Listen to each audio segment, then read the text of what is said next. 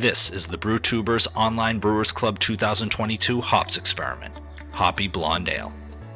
Thanks to our sponsors: Imperial Yeast, Beer and Wine Hobby Homebrew Supply Store, Brewers Hardware, 5 Star Chemicals, and Yakima Valley Hops. Get brewing. What's going on, guys? Nick Lessigore here, Exit 12 Homebrew in the house. And I'm here with the first of 6 beer reviews for a hops experiment put on by the Brewtubers Online Brewers Club, www.brewtubers.com. If you're not in the club, don't hesitate, join us, hop on the website, get on the Discord, introduce yourself. You get to do cool things like this. Basically, the concept is 6 people were in this experiment. The beer style was a blonde ale. It was a hoppy blonde ale. Everybody brewed the same beer, save for one ingredient, and that was the late stage hops. And what we did was we utilized Mosaic and Citra in 3 different hop types. So you have, or 3 different hop products. So you have T90, LUPOMAX, and INCOGNITO. Big thanks to Yakima Valley Hops, an official sponsor of the club, as you saw in the intro video, for providing the hops. Huge thanks to Imperial Yeast for providing the yeast. Huge thanks to 5 Star Chemicals for providing the free product, free cleaning tablets to use. And a huge thanks to Beer and Wine Hobby, giving the club 2 $25 gift cards to raffle off to our club members. Really, really cool of them. So this beer is by none other than Shawnzy. I call him Shawnzy. Sean Egan, Brookside Brews. Loving the artwork. Check that out. Bang. Name of the beer is Brand New Renaissance. So the reason why I am drinking this one first is because this one is the one of 2 utilizing T90 hops, Mosaic actually.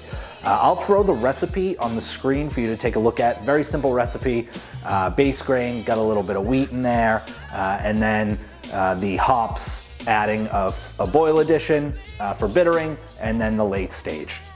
And so because the hop products all ranged in alpha acid content, different amounts were added depending on the hop product you had. So T90, you know, you're adding a little bit more than you're adding the most. And then LUPOMAX, because it's probably in like the 20 to 25% alpha acid range, it's like a heightened version. They kind of stripped out all the vegetal matter. You added a little bit less, and then Incognito's even more alpha acid, so you added even a little bit less. So the goal was to brew a hoppy blonde ale, and so that's what we're doing. I'm drinking all the beers in this glass, the purple treehouse kind of pint glass. Just came out of the wash, nice and clean. Oh yeah, nice little pop. So what we're looking for on this blonde ale is a nice amount of hops, depending on the hop product. Some nice clarity.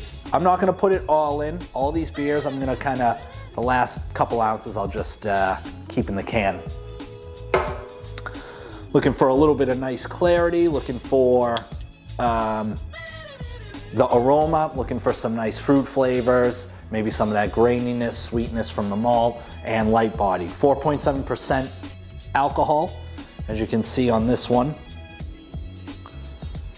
Pretty nicely clear. Very nicely clear, actually. Not even that much chill haze. Very nicely clear. That's pretty awesome. The recipe came from us here at Exit 12, a blonde ale we brewed called Weekend Mulching, which actually made it pretty far at NHC this year in June in Pittsburgh. Made it 3 out of 4 rounds in the blonde ale category, which is pretty cool. And it's a beer that we brewed. It was a one-off that we really enjoyed. We actually put honey in ours. This one does not have honey. But it's a beer that we really enjoy for the summertime. So we figured if you're gonna be testing hops, why not do like a lighter beer that's really gonna accentuate the hop product? So very nice, a little bit straw color, gold, as I showed you. Let's get a nose. Oh, that's fun. Man, it smells hoppy as hell. Really, really hoppy. Kind of that dank. I'm getting like a dank off of that Mosaic. Little bit of grapefruit. Definitely got the sweetness from the grain. It almost smells like there's a honey in this, which is pretty cool. There is a note I'm picking up that I can't quite place. I don't know if it's like a lemon. Oh boy. Graininess, love it.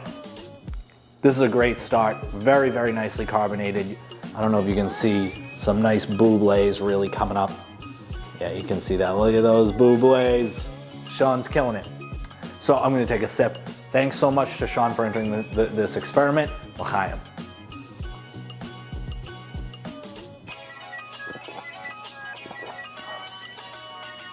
Oh, hell yeah. Oh, nice.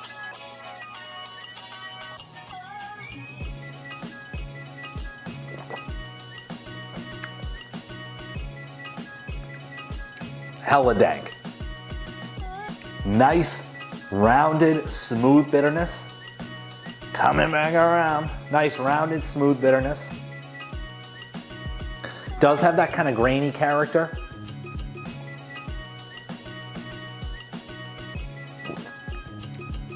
Does have a little bit of that homebrew character, you know what I mean? You can tell it's a little grainy. Sweet, nicely sweet. Soft sweetness, soft bitterness. And it's more dank than like fruity.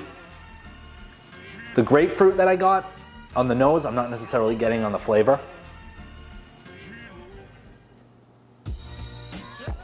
I'll tell you what though, it is going down easy for 4.7%.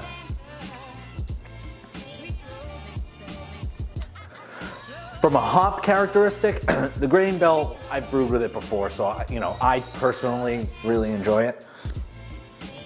From a hop perspective, the learning for me on this beer is there's no discernible characteristic that I pull out of the Mosaic necessarily.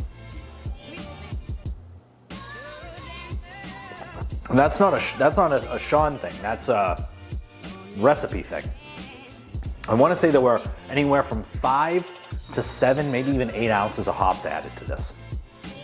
Because the alpha acid's smaller, you have to add a lot more. Overall, fantastic start. Hit the bitterness, the graininess, and then the bitterness come, that dank character kind of comes, and then they all come together really nicely. Awesome start, Sean. This is fantastic, very nicely clear. I can't wait to see what all these other beers do. Thanks so much for watching. Be on the lookout for the next experiment review. L'chaim.